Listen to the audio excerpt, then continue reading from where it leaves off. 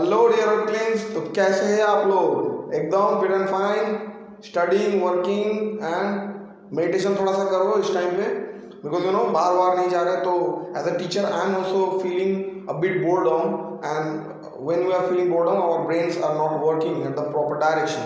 सो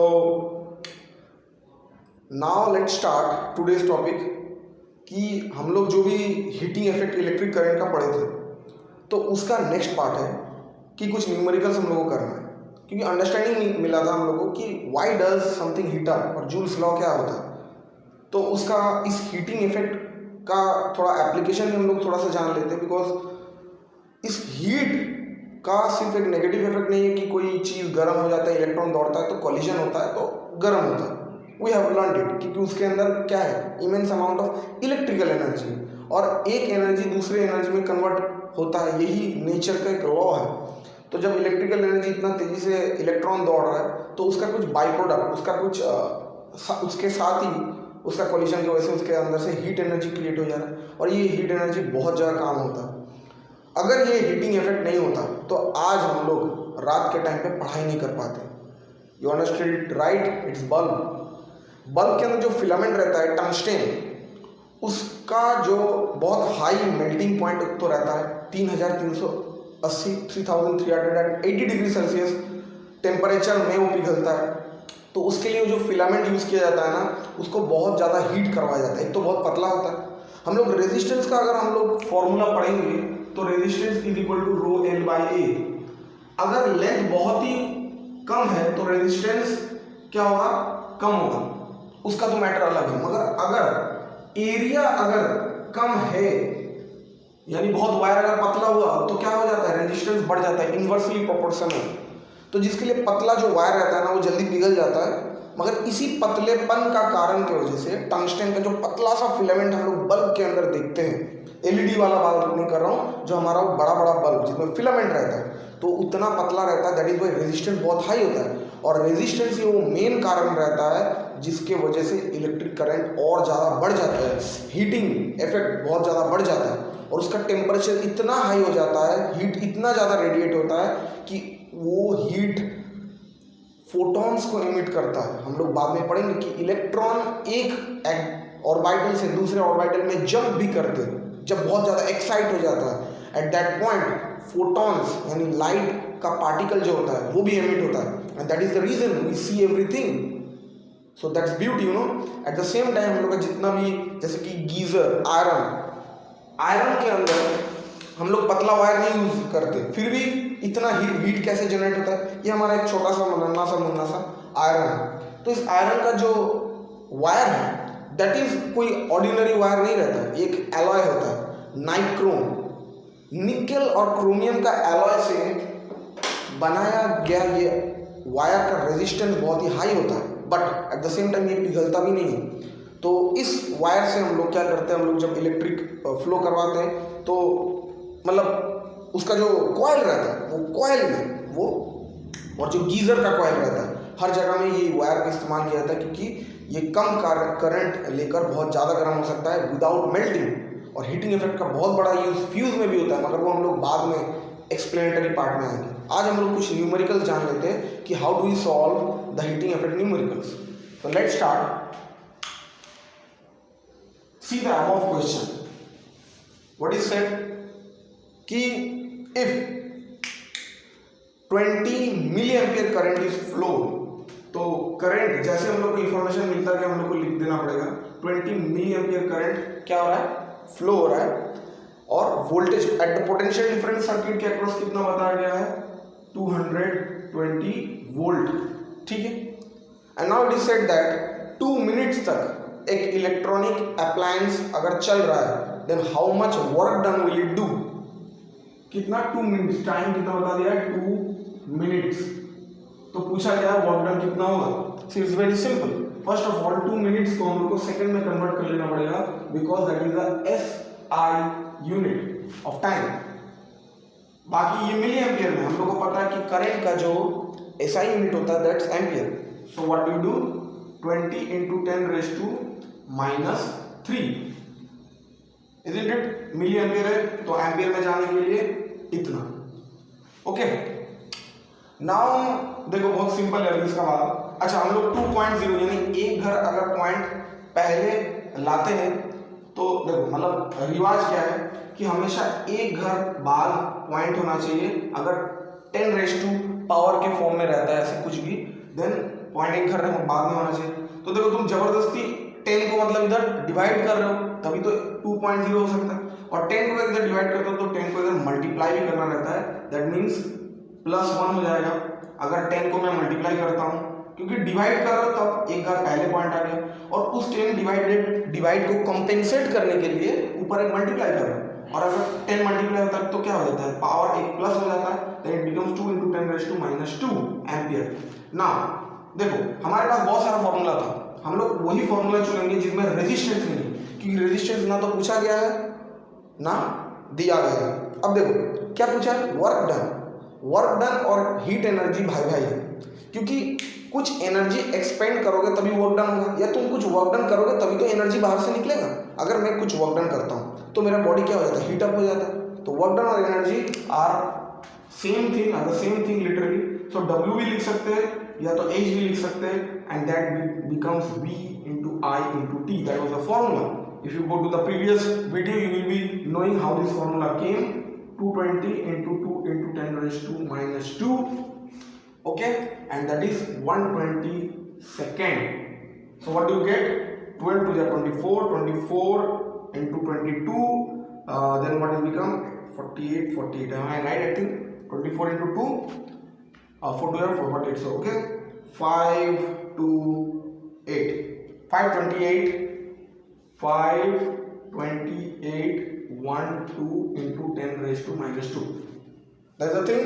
अगर हम लोग चाहते हैं कि एक घर पहले ही पॉइंट मतलब एक घर बाद एक नॉन जीरो नंबर के बाद ही पॉइंट होना चाहिए, तो 1 2 3 4 घर पहले मेरे को पॉइंट बिठाना है, तो मतलब क्या 10⁻⁴ से मेरे को डिवाइड करना है, ठीक है। तो उसको बैलेंस करने के लिए 10⁻⁴ ऊपर मल्टीप्लाई कर दो, यानी ये प्लस हो जाएगा इसके साथ, और ये आ जाएगा 5.28। 0 का मतलब होता नहीं है पॉइंट के बाद, ओके। नाउ इनटू क्या हो जाएगा 10⁻² +4 +2, वेरी इजी।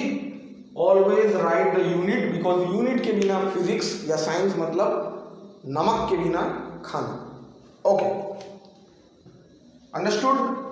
पॉज करके लिख लो, Jarvis clear it. The next numerical is said that a geyser is running at how much, current supply कितना है, the current supply is 10 ampere, that is the current, okay। It is given that the resistance here is 2 kilo ohm, 2 kilo ohm, that's the resistance। And what is the last thing given, that it produces heat energy of 2500 joule, 2500, it's the heat energy, that is 2500 joule। Now we are asked that how much time the geyser required to generate this amount of heat, क्योंकि जितना time जाता जाएगा heat का energy तो obviously हर second में वो heat तो produce करते जा रहा है, जितना टाइम ज़्यादा जाएगा और ज़्यादा हीट बढ़ते जाएगा, है कि नहीं। सो इसमें कौन सा, देखो हम लोग को क्या पूछा गया है, रिक्वायर्ड टाइम, तो इन तीनों को हम लोग एनालाइज करें, कौन से फॉर्मूले में जाने वाला है, तीनों फॉर्मूला का एनालाइज करो, और उसमें बताया गया था कि जिसमें V नहीं है उसके लिए कौन सा फॉर्मूला होना चाहिए, I²RT। जहां पे V नहीं है, देखो V का नाम निशान नहीं, बस इसी तरीके से लिख लेंगे, एक बार एनालाइज कर लेंगे कि कौन सा नहीं है, बस फॉर्मूला आ गया। अब देखो एक चीज करना पड़ेगा, ये 2 किलो ओम में है, 2 किलो ओम, जैसे किलोग्राम को ग्राम में लेके आते हैं वैसे किलो ओम को ओम में लेके आने के लिए 2 × 10⁻³ that becomes ohm, and that's 2500 joule heat energy। so H का वैल्यू हम लोग को दिया गया है, ओके, 2500, ओके। I का वैल्यू दिया गया है, that is 10⁻², एम्पियर में है, यूनिट बहुत ध्यान से देखना, सबसे बड़ा गलती बच्चे लोग यही करते हैं, they don't recognise the perfect units. Unit का ऊपर ध्यान रखना कि वो SI नहीं है क्या, आड़ा टेढ़ा दिया है तो उसको उसके एक्चुअल यूनिट में कन्वर्ट कर लेना। Multiply, what is the R, 2 × 10⁻³ and the time is being asked। तो हम लोग इन दोनों को इसको डायरेक्ट इधर लेके आ सकते हैं, या पहले तुम आई स्क्वायर आर को इधर लेके आ सकते थे, that was your choice.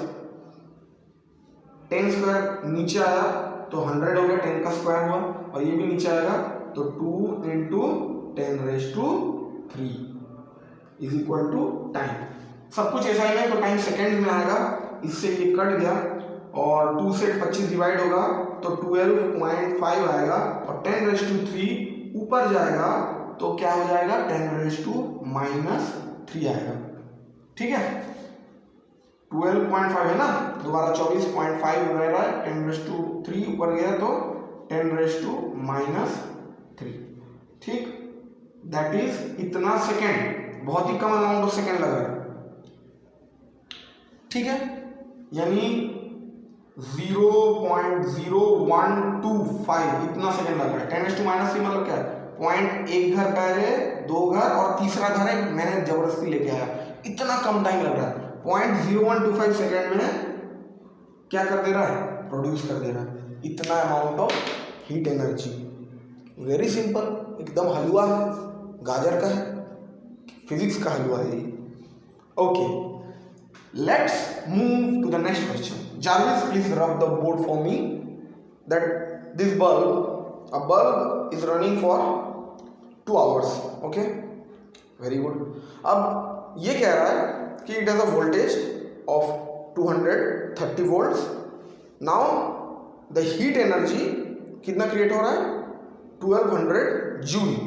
Okay, तो voltage is 230 volt, heat energy 1200 joule, okay, and time is 2 hours. हम लोग को पूछा क्या जा रहा है, what was the resistance of the bulb, ये कितना है। देखो VHTR, तो H तो भाई सामने रहता है, तो VTR का कौन सा रिलेशन होता है, याद करो V²/RT, क्योंकि इसमें कौन नहीं है, करंट का जिक्र नहीं है। पहले दोनों मैथ्स में करंट का जिक्र था, है ना, तो VIT I²RT दोनों में था, बट इधर तो है, तो हम लोग के पास V²/RT के अलावा कोई चॉइस नहीं है। Now we get V²/RT।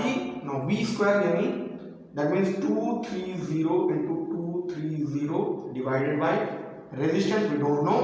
तो एक काम कर लेते हैं शॉर्टकट करने के लिए, R को उधर भेज देते हैं पहले, R is equal to V²/H। ठीक है, नाउ 230 into 230, ये V² आ गया। अच्छा, टाइम को बदलना है, देखो आवर्स में दिया गया है, तो 2 into 3600 करना पड़ेगा, आवर से मिनट, मिनट से सेकंड, 60 into 60 3600, 3600 मल्टीप्लाई करो, कितना आएगा 7200 सेकेंड। ठीक है, 612 ओके, ये आ गया 7200 सेकेंड। इसको लिखने का कोई मतलब नहीं है, डिवाइडेड बाय ये क्या है, हीट, हीट का कितना है 1200 जूल। तो देखो 20 से 20 कट गया, 12 से कट जाएगा, 12 से कितना जाएगा 6, बराबर ना। ओके, तो देखो कितना आ रहा है 23 into 23, 23 6 4 9 12 5, और इधर 6 से मल्टीप्लाई हो रहा है, 6 9 जा 54 5 6 2 जा 12 17 1 5 3 31 3174, है ना, 3906 06 4 012 5 6 से मल्टीप्लाई हो रहा है, 6944 012 17 1 33 31740, ये दोनों जीरो है। ओके, इतना भयंकर रेजिस्टेंस है, मतलब हम लोग ने ऐसे कर लिया, चलो 31,000 नहीं 3,17,400 3,07,400 ओम रेजिस्टेंस बल्ब का एक थॉट न्यूमेरिकल था। इसी टाइप का न्यूमेरिकल रहता है, क्योंकि न्यूमेरिकल में बहुत ही अजीब गरीब कुछ ज़्यादा चीज़ नहीं आने वाला है, बेसिकली यूनिट्स घुमा के देंगे, और वही बात है कि तुमको कोई भी 3 वेरिएबल मतलब 3 वेरिएबल दे देंगे और उससे घुमा फिरा के मैथ्स आ सकता है। न्यूमेरिकल थोड़ा सा बस दिमाग लगाना पड़ेगा, क्योंकि वेरिएबल कम रहता है, हम लोग सिर्फ ढूंढते रहते हैं ना कि हाँ V है, R है, T है, हर जगह में डायरेक्टली वो नहीं दिया रहेगा, थोड़ा देर हुई मैथ्स। ये न्यूमेरिकल पढ़ लिए। मुद्दा ये बोल रहा है कि 1800 कूलम चार्ज पास कर रहा है, 1800 कूलम चार्ज पास कर रहा है, हाउ मच सेकेंड में? 2 सेकेंड। बहुत बढ़िया, बस एक assumption है 1800 कूलम चार्ज हो रहा है 2 सेकेंड, चलो मान लेते जो क्वेश्चन बता। ओके, अब हम लोग को इसमें दिया क्या है? सिर्फ और सिर्फ इधर और वोल्टेज दिया गया जो कि है 220 वोल्ट्स। बहुत बढ़िया, और डायरेक्ट पूछ लिया है एच। अब देखो V है T है, मगर जूल्स लॉ का कोई भी एक जगह में लगाने के लिए मेरे को कम से कम 3 वेरिएबल चाहिए, VI या तो T या तो VR या तो T या तो IR या तो T। अब हमारे पास तो V है और T है, ना तो R है ना तो I है। वेट अ मिनट, Q और T से I निकल सकता है। Q by T is equal to electric current, and what is the Q? 1800 divided by, अरे वाह, ये तो हम लोग ने ख्याल ही नहीं किया था। एम्पियर लिखना मत भूलना, करंट आ गया। नाउ H के जगह हम लोग क्या डाल लेंगे? देखो I आ गया, V आ गया, T आ गया, तो VIT। Now 220 into electric current हो गया 900, और उसके साथ सब कुछ सेकेंड में है, बराबर है। Now we have to only multiply 20 into 44, और 44 9 का कितना होता है? 9 4 जा 36, 3 ऊपर गया, 9 4 जा 39, 3961 2 3 0 1 2 3 0, इतना जूल हीट प्रोड्यूस हो रहा है। और ऐसे हीट प्रोड्यूस करके हम लोग हीटर गीजर मस्त ठंडी के टाइम में नहाते। अभी तो कोई गर्मी का कोई नामो निशान। तो इस टाइप का न्यूमेरिकल हम लोग अगर जान लिए, देन इससे सिर्फ जूल रिलेटेड, जूल का ये तीनों फॉर्मूला रिलेटेड, इससे हार्ड क्वेश्चन नहीं आने वाला है, क्योंकि हम लोग मैक्स टू मैक्स इसके ऊपर जो बोलते हैं ना मॉडिफाइड वर्जन कुछ आ सकता है। इसमें देखो VIR का रिलेशन हम लोग को हो सकता है R निकालना पड़े या कुछ जैसे QIT से I निकालना पड़े। बाकी इससे इसके दुनिया से बाहर कुछ आने नहीं वाला है।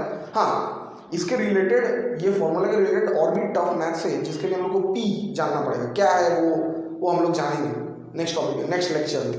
बट सिर्फ हीटिंग इफेक्ट का और ये हीट निकालने का जो भी न्यूमेरिकल है ना, यही देखा जाए तो एक best level of hard level of maths है।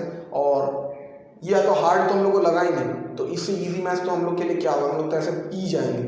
ये तो थोड़ा चबाना पड़ा आम करके। तो एकदम सिंपल है, keep studying and go to the Vibrano app so that you can ask me your doubts, और उसमें सीरीज वाइज हर एक लेक्चर है। So keep studying. जय हिंद।